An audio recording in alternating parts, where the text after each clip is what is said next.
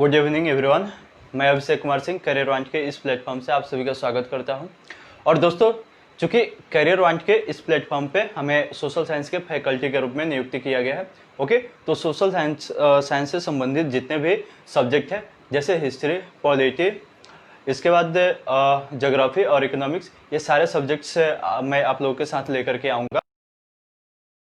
बच्चों का कमेंट था कि सर हिस्ट्री से अलग किसी और सोशल साइंस के सब्जेक्ट पे आप वीडियो बनाइए। ठीक है दोस्तों, तो चूंकि आप सभी जानते हैं कि अभी हम लोगों का क्लास शुरू नहीं हुआ है, 14 सितंबर 2020 से हम लोग का बैचेज शुरू होगा। ठीक है, तो मैंने उन सारे बच्चों के कमेंट पे विचार करते हुए आज सोचा कि क्यों ना मैं एक अलग सब्जेक्ट से वीडियो अपलोड करूं। ओके, तो आज मैं पॉलिटिकल साइंस के पॉलिटी से एक टॉपिक लेकर के और उस पर डिस्कस करूंगा। ओके, तो टॉपिक रहेगा संविधान का प्रस्तावना। ओके, ठीक है दोस्तों, यह पॉलिटी की शुरुआत नहीं है, यह पॉलिटी का एक टॉपिक मात्र है। ठीक है, जब हम लोग किसी भी कोर्सेज के लिए पढ़ाई स्टार्ट करेंगे 14 सितंबर से, तो उस समय से आप लोगों को पॉलिटी का बिल्कुल शुरू से स्टडी कराया जाएगा। ठीक है, तो यहाँ पे देखिए, संविधान का प्रस्तावना अर्थात प्रियम्बल ऑफ कॉन्स्टिट्यूशन। ठीक है दोस्तों, यहाँ पे संविधान के प्रस्तावना को बहुत ही विस्तृत ढंग से समझाने का प्रयास किया जाएगा। ठीक है, और इससे जुड़े जितने भी फैक्ट्स आप लोगों को बताए जाएंगे वे आप लोगों के लिए बेहद महत्वपूर्ण है, जो कि प्रत्येक एग्जाम और प्रत्येक प्रकार की जितने भी परीक्षाएं हैं सब में आते हैं। ठीक है, तो यहाँ पे आप लोग विशेष ध्यान दीजिएगा। ओके, तो संविधान के प्रस्तावना पे आगे बढ़, संविधान के प्रस्तावना को एक नजर देखने का प्रयास करेंगे। ओके, यहाँ पे देखिए, मैं पहले संविधान के प्रस्तावना को ही लिख देता हूं। ओके, तो हमारा संविधान का प्रस्तावना कहता है कि हम भारत के लोग भारत को एक संपूर्ण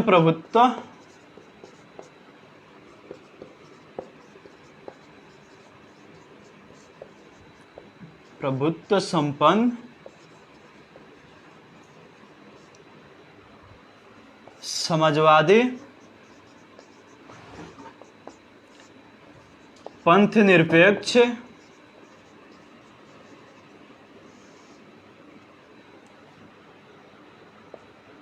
लोकतंत्रात्मक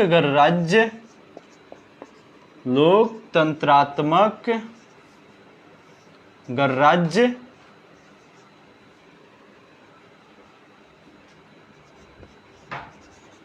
बनाने के लिए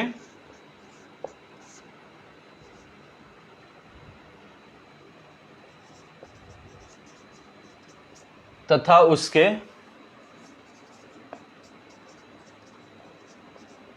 समस्त नागरिकों को सामाजिक, आर्थिक, राजनैतिक,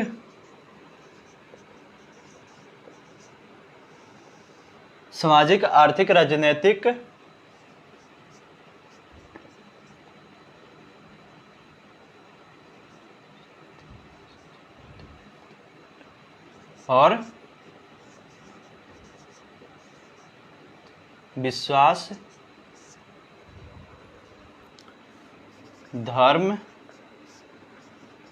और उपासना की स्वतंत्रता,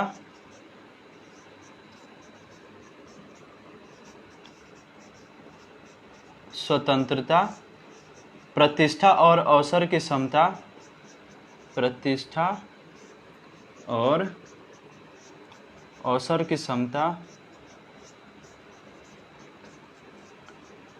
की समता प्राप्त। देखिए दोस्तों, पहले आप लोग इतना नोट करिए, इसके बाद आगे लिखाते हैं।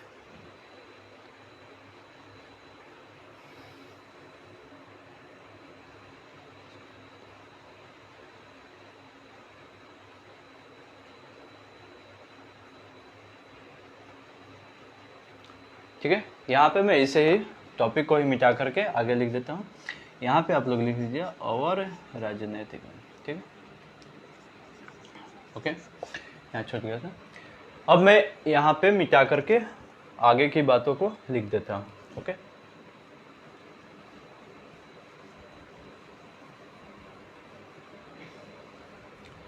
तो देखिए दोस्तों, यहाँ पे यहाँ तक मैंने लिखा था कि धर्म और उपासना की स्वतंत्रता, प्रतिष्ठा और अवसर की समता प्राप्त कराने के लिए तथा उन सब में व्यक्ति की गरिमा और राष्ट्र की एकता और अखंडता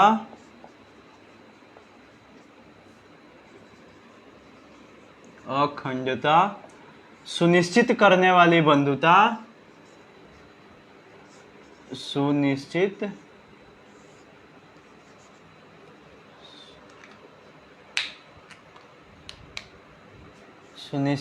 करने वाली बंधुता बढ़ाने के लिए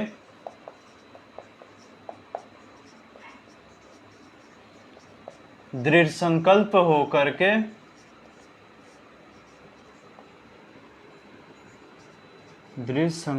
होकर आज तारीख 26 नवंबर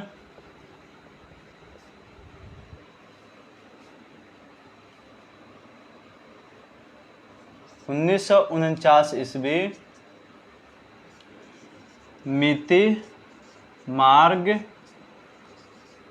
शीर्ष शुक्ल सप्तमी संवत 2006 विक्रमी को एतद द्वारा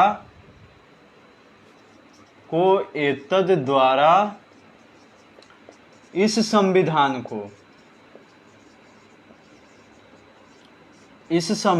को अंगीकृत, अधिनियमित और आत्मर्पित करते हैं।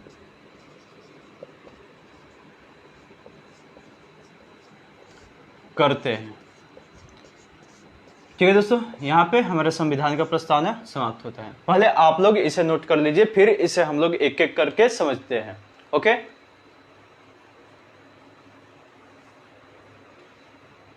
यदि आप लोगों को लिखने में ज्यादा समय लगेगा तो कृपया करके आप लोग इसका स्क्रीनशॉट ले लीजिए, ओके दोस्तों। चलिए आते हैं,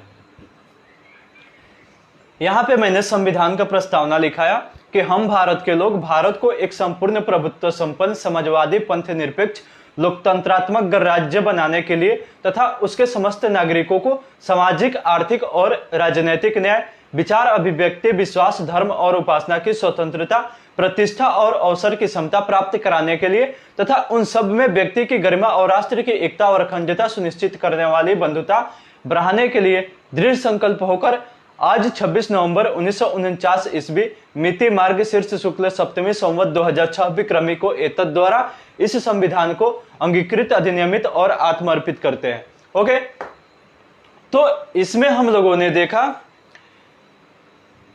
ठीक है, कि इसमें बहुत सारे मुख्य तथ्यों को शामिल किया गया, ठीक है। तो इसके पीछे के सारे इतिहास को और इस शब्द का राज क्या छुपा हुआ है उसको हम लोग देखने का प्रयास करेंगे, ठीक है। और उस पे से हम लोग आज पर्दा हटाने का भी प्रयास करेंगे, ओके।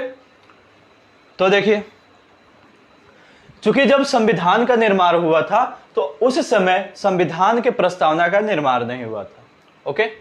आगे चल करके पंडित जवाहरलाल नेहरू को या पंडित जवाहरलाल नेहरू के अंदर यह बात आई कि कोई भी व्यक्ति जब संविधान को देखता है या उसे खोलता है तो कोई भी व्यक्ति तुरंत ही उस संविधान के संपूर्ण निचोड़ को, यानी उसके अंदर जितनी भी मूलगत ढांचे हैं उसको कैसे पहचान पाएगा, उसे कैसे जान पाएगा।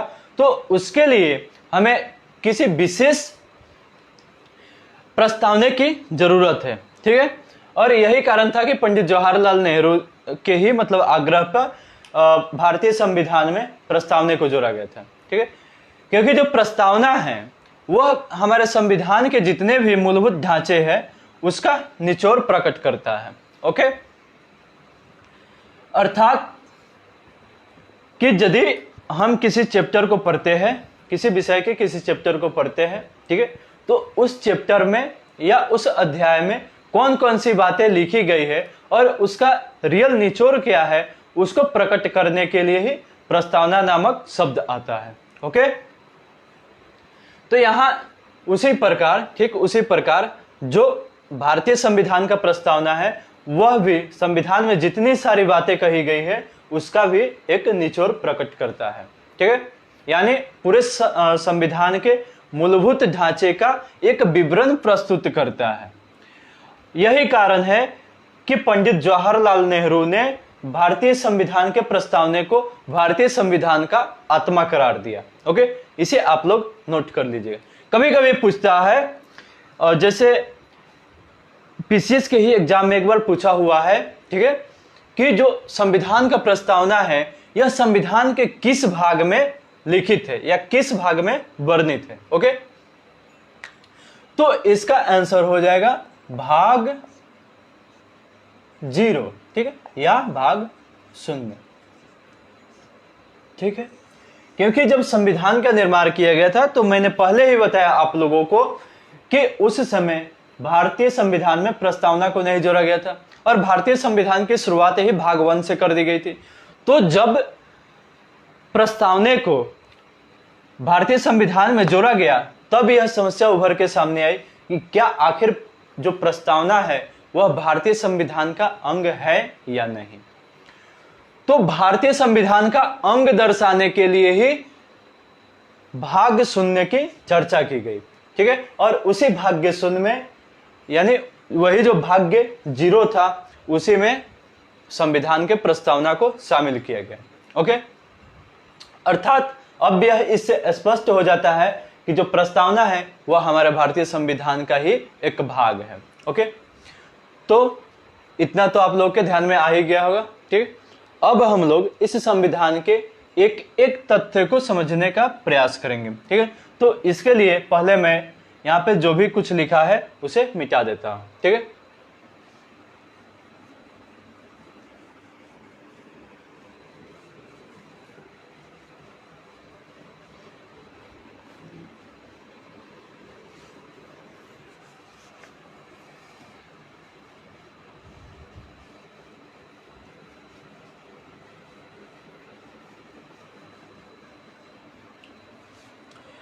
अब देखिए दोस्तों, यहाँ पे अब हमारे संविधान के मुख्य फैक्ट्स क्या थे, ठीक है।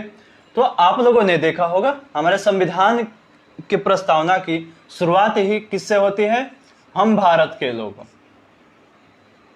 हम भारत के लोग, ओके। यह पहला फैक्ट है। दूसरा मुख्य तथ्य क्या है हमारे संविधान में, हम भारत के लोग भारत को एक संपूर्ण प्रभुत्व संपन्न, ठीक है। यानी प्रभुत्व संपन्न का मतलब क्या होता है, ठीक है। प्रभुत्व संपन्न का मतलब क्या होता है, ओके। इसके बाद देखिए तीसरा महत्वपूर्ण तथ्य कौन है, हम भारत के लोग भारत को एक संपूर्ण प्रभुत्व संपन्न समाजवादी, उसके बाद अगला है पंथ निरपेक्ष, उसके बाद है लोकतंत्रात्मक गणराज्य,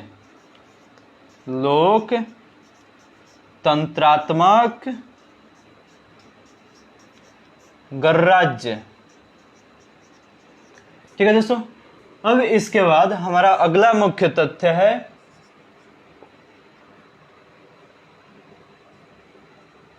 यानी पंथ निरपेक्ष लोकतंत्रात्मक गणराज्य बनाने के लिए तथा उसके समस्त नागरिकों को सामाजिक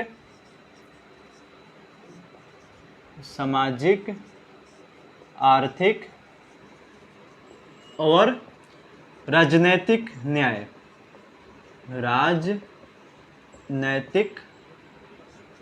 ओके दोस्तों, उसके बाद है विचार, अभिव्यक्ति, ठीक है, विचार अभिव्यक्ति की स्वतंत्रता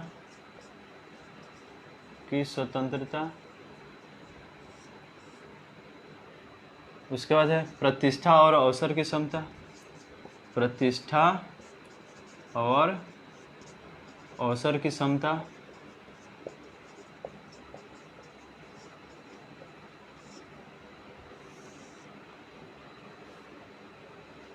उसके बाद है राष्ट्र की एकता और अखंडता, एकता और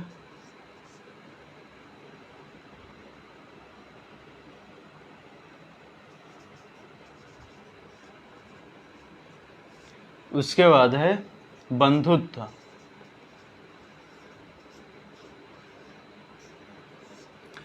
ठीक है दोस्तों। यानी हमारे संविधान के प्रस्तावना में इतने प्रमुख तथ्य शामिल किए गए, ठीक है। अब देखिए इसको कैसे परिभाषित करते हैं हम लोग। यहाँ पे हमारा पहला प्रमुख तथ्य है कि हम भारत के लोग। अब देखिए दोस्तों, हम भारत के लोग कहने से क्या तात्पर्य निकलता है, ठीक है, इससे क्या स्पष्ट होता है हम सभी को, ठीक है। इससे हमको लगता है कि जैसे ही मैंने प्रश्न किया हम भारत के लोग, आप लोगों में एक उत्तर जरूर मतलब प्रसारित हो रहा होगा कि हम भारत के लोग कहने का तात्पर्य यही है कि जिस समय संविधान का निर्माण हो रहा था उस समय संविधान सभा के जितने भी सदस्य थे वे भारतीय थे, ओके, तभी ये कथन कहा गया है हम भारत के लोग। यानी संविधान सभा के सभी सदस्य भारतीय थे, ओके दोस्तों।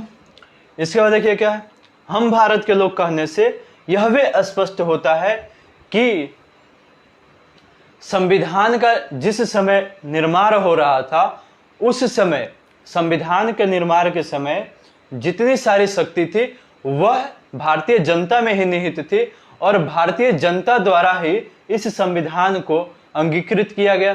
प्रत्यक्ष रूप में तो नहीं मगर अप्रत्यक्ष ही सही, क्योंकि हमें पता होगा या पता होना चाहिए कि जब संविधान सभा का निर्माण हो रहा था उस समय संविधान सभा के प्रत्येक प्रतिनिधि के लिए यह शर्त निर्धारित की गई थी कि 10 लाख जनसंख्या पर एक प्रतिनिधि का चयन किया जाएगा, ओके।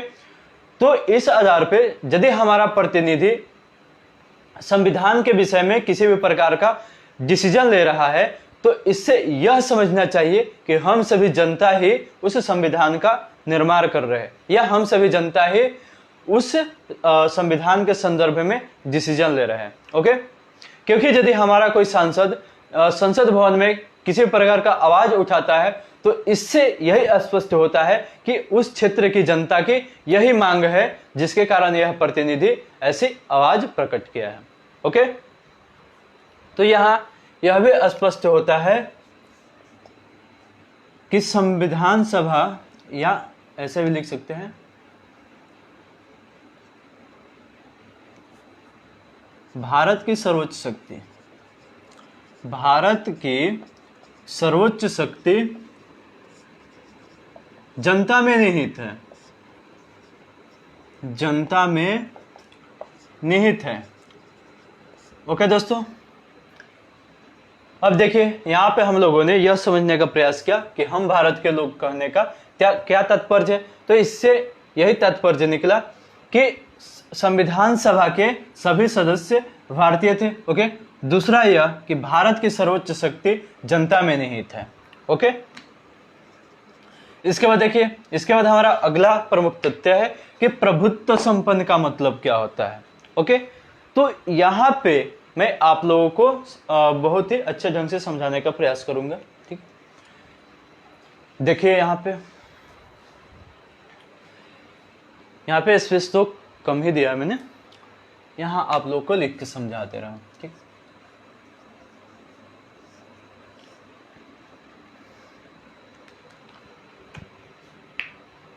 राज्य होने के लिए 5 आवश्यक तत्वों की आवश्यकता होती है। ओके, इसमें पहला भूमि, दूसरा जनता, तीसरा शासक,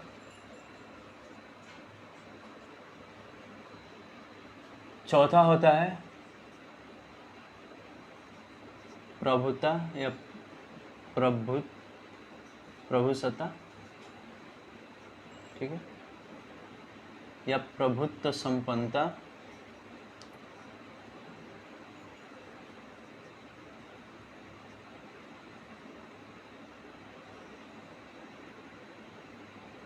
ठीक है। ये 4 आवश्यक तत्व है जिनके आधार पे हम किसी भी भू क्षेत्र को राज्य करार देते हैं। ओके, इसमें से यदि एक भी न रहे तो वह राज्य नहीं कहलाएगा। ठीक है, जबकि भारत को हम लोग संघीय राज्य कहते हैं। ठीक है, तो यहां पे देखते हैं कि आखिर प्रभुत्व संपन्नता का क्या तात्पर्य है। ओके, यहां पे देखिए, ऐसा मानिए कि भारत एक राज्य है। ओके, है भी, लेकिन आप लोग मान के चलिए। ठीक है, और एक और भी कोई भू क्षेत्र ले लीजिए। ठीक है, जैसे कि मान लीजिए कि हमारे भारत का ही कोई क्षेत्र ले लीजिए, जैसे मरीना बीच ही ले लीजिए। ओके, मरीना बीच।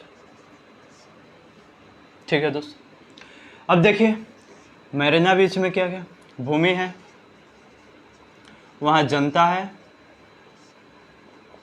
ठीक, वहां का शासक भी है, जैसे जो चेन्नई यानी तमिलनाडु स्टेट का सीएम है वो यहाँ का शासक भी है। ओके, लेकिन यह प्रभुत्व संपन्न नहीं है। ओके, ऐसा क्यों कहा मैंने? क्योंकि मरीना बीच से संबंधित जो भी अंतिम डिसीजन है वह तमिलनाडु सरकार पारित नहीं करेगा, बल्कि केंद्र सरकार पारित करेगा। ठीक है, यानी तमिलनाडु सरकार केंद्र सरकार के अधीन है। ठीक है, यानी केंद्र सरकार का डिसीजन मानने के लिए तमिलनाडु सरकार विवश है, यानी मरीना बीच का जो शासक है वह हमारे भारतीय शासक के अधीन है और मरीना बीच के शासक को ही अंतिम डिसीजन देने का अधिकार प्राप्त नहीं है। ओके, तो यह कहा जाएगा कि मरीना बीच प्रभुत्व संपन्न नहीं है, कि यदि यह प्रभुत्व संपन्न होता यानी इसके पास सर्वोच्च शक्ति होती तो यह भारतीय शासक के अधीन नहीं होती, यानी भारत सरकार के अधीन नहीं होती। ये कोई भी डिसीजन लेती तो इसके खिलाफ में भारत सरकार कोई भी कानून पारित नहीं करता। ओके, मगर यही यदि हमारे भारत को ले लें, ठीक है, तो भारत में भूमि भी है, यहाँ पे जनता भी है, यहाँ पे राज करने वाले शासक भी है और यहाँ प्रभु सत्ता भी है। ठीक है, क्योंकि यदि हमारे संदर्भ में पाकिस्तान कुछ कहता है तो हमें यह हक है कि उसके बातों को पलटवार करके प्रकट करें। ठीक है, यानी यदि पाकिस्तान कह देता है कि पीओके हमारा है या कश्मीर हमारा है या पंजाब ही हमारा है, तो भारत सरकार यह कभी भी मंजूर नहीं करेगी, क्योंकि पाकिस्तान को ऐसा कोई हक ही नहीं है कि वह हमारे भारत के संदर्भ में डिसीजन ले सके। यानी प्रभुत्व संपन्न है और इसे यह अधिकार प्राप्त है कि भारत के किसी भी क्षेत्र के संबंध में किसी भी प्रकार का अंतिम डिसीजन ले सकती है। ओके, यानी यहां कश्मीर के संदर्भ में यदि कोई भी डिसीजन लेना होगा तो अंतिम अधिकार किसको प्राप्त है? भारत सरकार को, अर्थात यह कि भारत सरकार प्रभुत्व संपन्न है। ठीक है, तो दोस्तों मुझे ऐसा विश्वास है कि आप सभी ने यह समझ लिया होगा कि प्रभुत्व संपन्न का मतलब क्या होता है। ठीक है, यानी प्रभुत्व संपन्न का मतलब यही हुआ कि एक ही क्षेत्र विशेष पे हमारे समतुल्य तो कोई शासक हो सकता है या हमारे समतुल्य शक्ति वाला तो हो सकता है, मगर हमसे अधिक शक्ति वाला कोई नहीं हो सकता है। ठीक है, तो इसका हो जाएगा इक्वल टू, ठीक है, या तो मेरा ही डिसीजन हाई होगा या तो मेरे इक्वल टू यानी मेरे बराबर शक्ति वाला कोई होगा। ठीक है, या तो हमसे छोटी शक्ति वाला कोई होगा। ठीक है, लेकिन हमसे बड़ा शक्ति वाला कोई नहीं होगा। ओके, यहां पे यही अर्थ निकल के आता है प्रभुत्व संपन्न का। ठीक है दोस्तों, तो इसे आप लोग जनरली इसी के द्वारा समझ सकते हैं। ठीक है दोस्तों, इसके बाद है समाजवादी। तो आप लोगों ने लगभग बहुत सारे बुक्स में पढ़े होंगे समाजवादी के विषय में। ठीक है, लेकिन मैं आप लोगों को यहां पे भी बता देना चाहूंगा। ठीक, समाजवाद का देखिए रियल मतलब क्या होता है। समाजवाद का रियल मतलब होता है कि अर्थव्यवस्था पे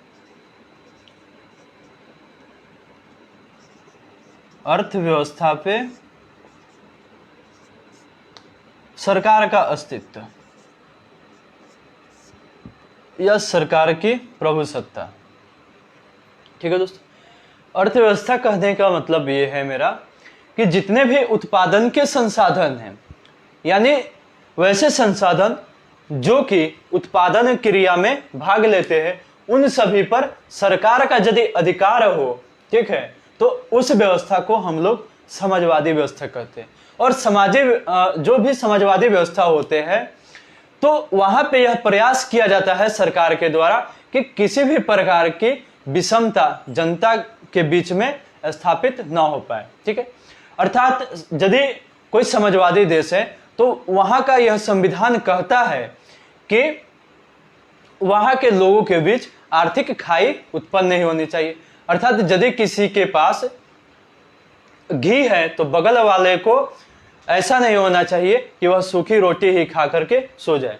अर्थात दोनों में समानता स्थापित करने का प्रयास करता है।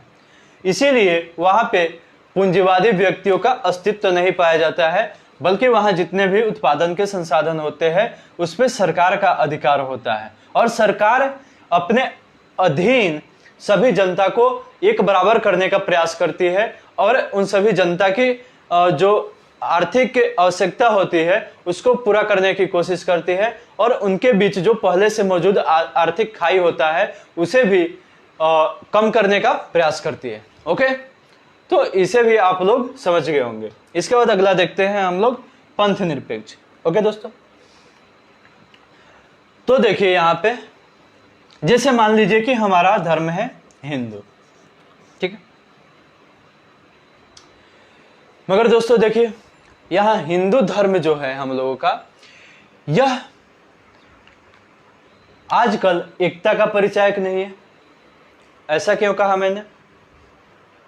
आप लोग भी देखते होंगे कि एक ही धर्म के अधीन बहुत सारी जातियां हैं।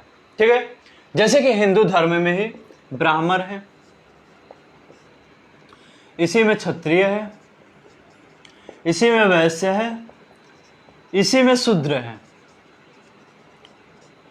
और यह ब्राह्मण, वैश्य, क्षत्रिय और शूद्र भी अनेक वर्गों में विभाजित है। ठीक है, जैसे हम क्षत्रिय लेते हैं तो क्षत्रिय में भी बहुत सारे आते हैं, जैसे उज्जैन, विषैन, निकुंभ, नरौनी। ठीक है, तो ऐसे करके बहुत सारे आप लोगों को इसमें वर्ग नजर आ जाएंगे। ब्राह्मण में भी वैसे ही होते हैं। तो यहाँ पे भारत सरकार ने सोचा कि यदि मैं धर्म निरपेक्ष लिखूंगा, अर्थात यह कि हमारे राष्ट्र का कोई अपना धर्म नहीं होगा, यह सभी धर्मों को एक समान मतलब अधिकार प्रदान करेगी। ओके, तो भारत सरकार को यहाँ पे समस्या हुई, क्योंकि सिर्फ धर्म कह देती है तो ये तो धर्म को ही लेकर ना विभेद नहीं कराएगी, लेकिन जो धर्म के अंदर वर्ग छिपे हुए हैं, भला उसका समाधान कैसे हो पाएगा?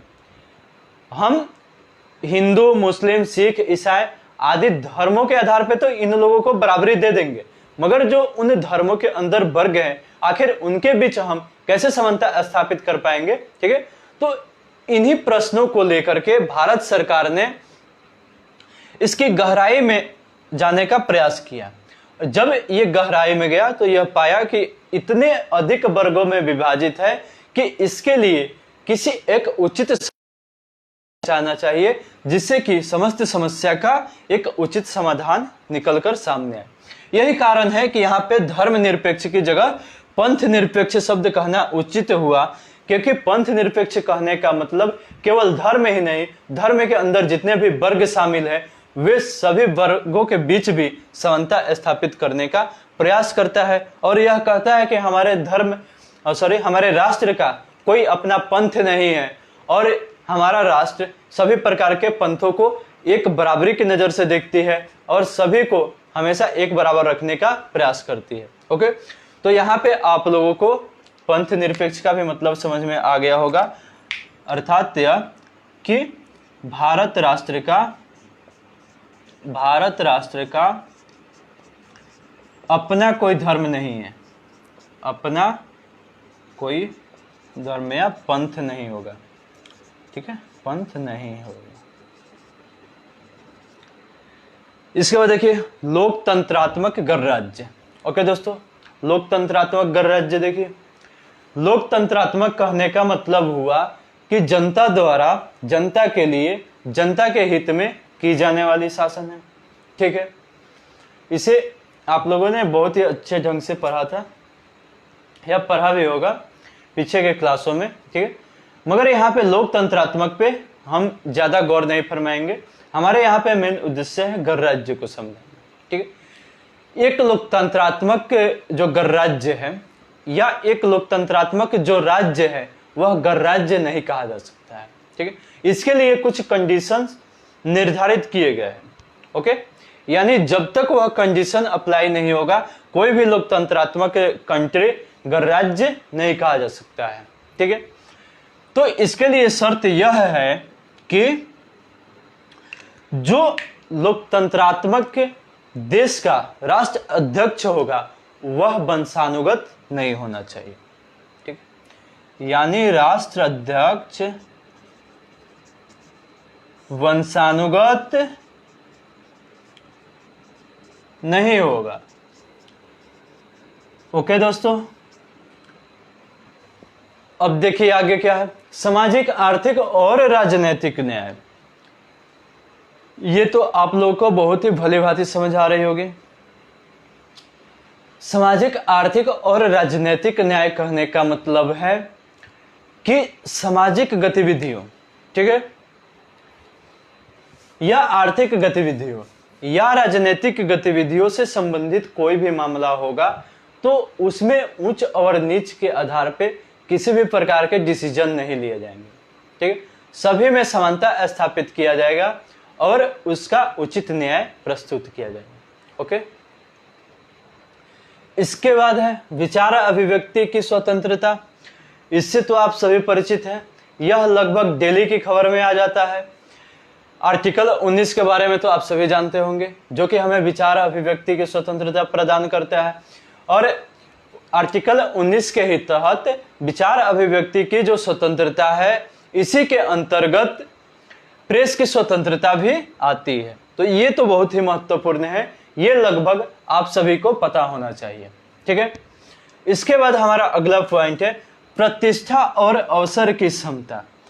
यही कारण है कि भारत सरकार हमारे देश में आरक्षण का प्रावधान करती रही है, क्योंकि यहाँ पे देखिए, यहाँ जो बात लिखी गई है प्रतिष्ठा और अवसर की समता, यह बहुत ही महत्वपूर्ण है।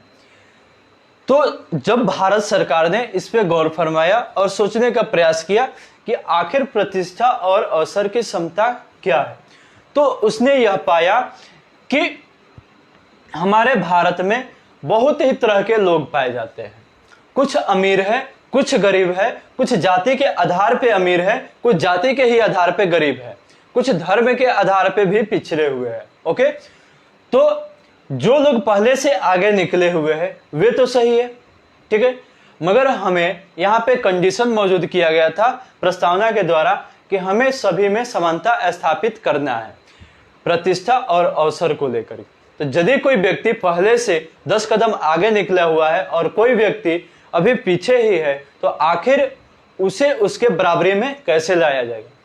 तो यहाँ पे सरकार ने सोचा कि यदि उस व्यक्ति को जो 10 डिग्री पहले निकला हुआ है, 10 कदम आगे बढ़ा हुआ है, उसको वहीं पे रोक दिया जाए और इस व्यक्ति को वहां पे पहले पहुंचा दिया जाए और तब कहा जाए कि आप लोग एक साथ दौड़ में आइए, भला अब कौन आगे निकलता है। तो ये हुआ हमारी प्रतिष्ठा या अवसर की क्षमता।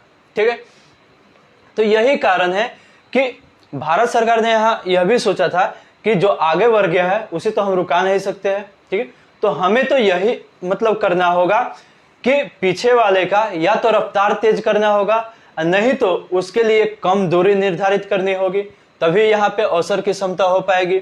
तो इसीलिए भारत सरकार ने आरक्षण का प्रावधान किया और यही आरक्षण कम दूरी के रूप में साबित हुआ। ठीक है, तो यह भी लगभग आप सभी समझ गए होंगे कि हमारे संविधान के प्रस्तावना में जो एक प्रमुख तथ्य दिया गया है, प्रतिष्ठा और अवसर की क्षमता, आखिर उसका मतलब क्या होता है। इसके बाद कहा गया है राष्ट्र की एकता और अखंडता, यानी यह कि हमारे राष्ट्र में जितने भी प्रकार के धर्म, संप्रदाय, पंथ, जाति आदि के आधार पे लोग बटे हुए हैं, उन सब में एकता स्थापित किया जाए ताकि हमारा राष्ट्र अखंडित रहे, इसका कभी भी विभाजन न हो सके। तो यहाँ पे हम लोगों को यह भी ध्यान देना होगा कि अपने राष्ट्र के प्रति जागृत रहे, इससे प्रेम करें, इसके प्रति सद्भावना रखें और अपने राष्ट्र की एकता और अखंडता को सुनिश्चित करें। ओके, इसके बाद अगला शब्द है बंधुत्व। बंधुत्व से तो आप सभी परिचित होंगे ही। बंधुत्व का मतलब होता है भाईचारा, अर्थात हमारे देश में चाहे किसी भी प्रकार के व्यक्ति क्यों ना हो, किसी धर्म, जाति, लिंग, वंश आदि के व्यक्ति क्यों ना हो, उनसे भाईचारे की तरह व्यवहार करना चाहिए, उनके साथ भाईचारा स्थापित करना चाहिए। ठीक है, अर्थात बंधुत्व को कायम करनी चाहिए। तो दोस्तों, आज हम लोगों ने संविधान के प्रस्तावना के जितने भी प्रमुख तथ्य थे उसको समझने का प्रयास किया। तो इससे हमें भी लगता है कि आप सभी ने भारतीय संविधान के प्रस्तावना को बहुत ही अच्छी ढंग से समझ लिया होगा। ओके, इससे जुड़ी कुछ और भी फैक्ट्स हैं। ठीक है, जैसे पहले जब संविधान का निर्माण हुआ था और प्रस्तावना को जोड़ा गया था भारतीय संविधान में, उस समय इसमें किसी भी प्रकार के संशोधन का प्रावधान नहीं किया गया। ठीक है, इसी से संबंधित एक केस आता है केशवानंद भारती बनाम केरल राज्य, जिसके विषय में हम लोग एक अलग वीडियो बनाकर लाएंगे, जिसमें उसे पूरे अच्छी तरह से समझाने का प्रयास करेंगे, जो कि स्पेशली पीसीएस से बैच के जितने भी छात्र होंगे उनके लिए कामयाब साबित होगा। तो यहाँ पे हमारा बताने का उद्देश्य यह था कि जब संविधान में किसी भी प्रकार के बदलाव की बात नहीं की गई थी और उसमें यह नहीं कहा गया था कि प्रस्तावना में किसी प्रकार का संशोधन होगा, जबकि 1976 ईस्वी में जो संविधान का 42वां संशोधन हुआ था, 42 अमेंडमेंट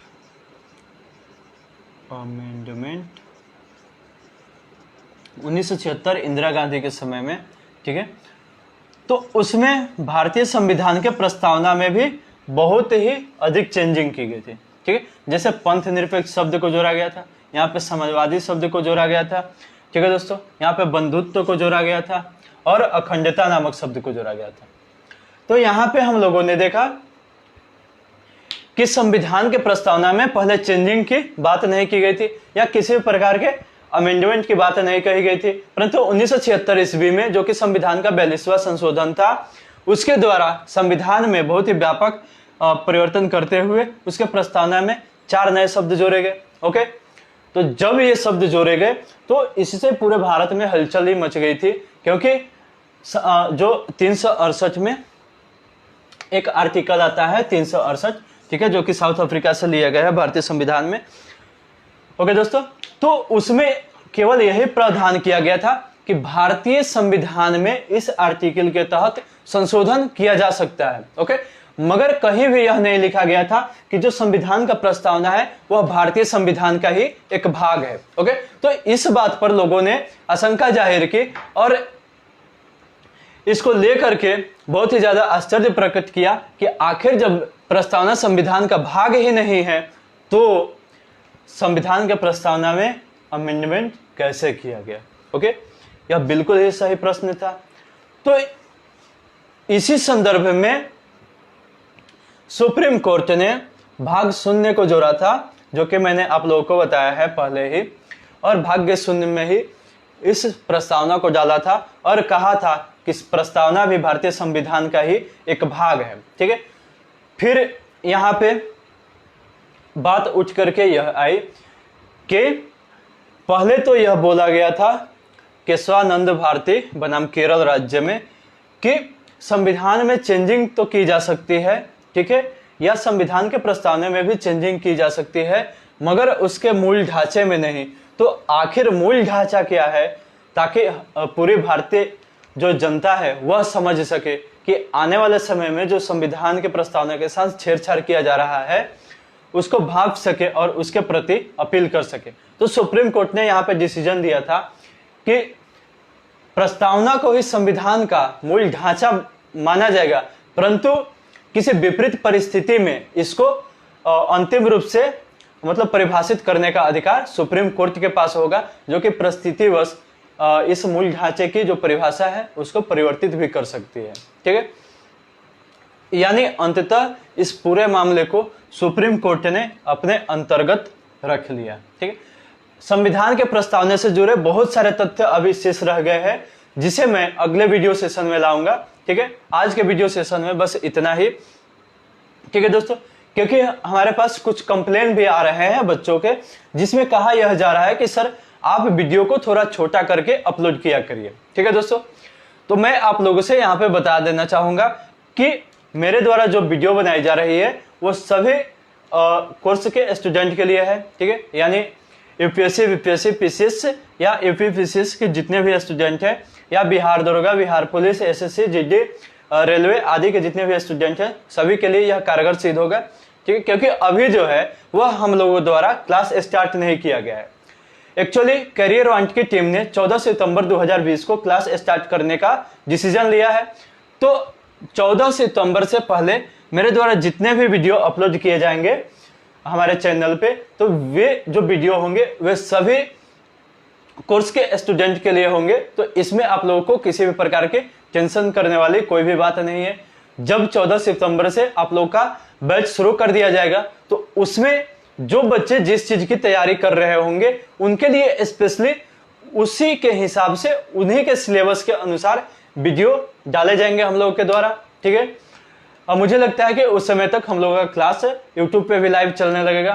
ठीक है दोस्तों, तो मुझे लगता है कि आप लोग मेरी भावनाओं को समझ चुके होंगे, और इसी के साथ मैं आप लोगों से इस वीडियो सेशन से विदा लेना चाहता हूं। धन्यवाद। ओके।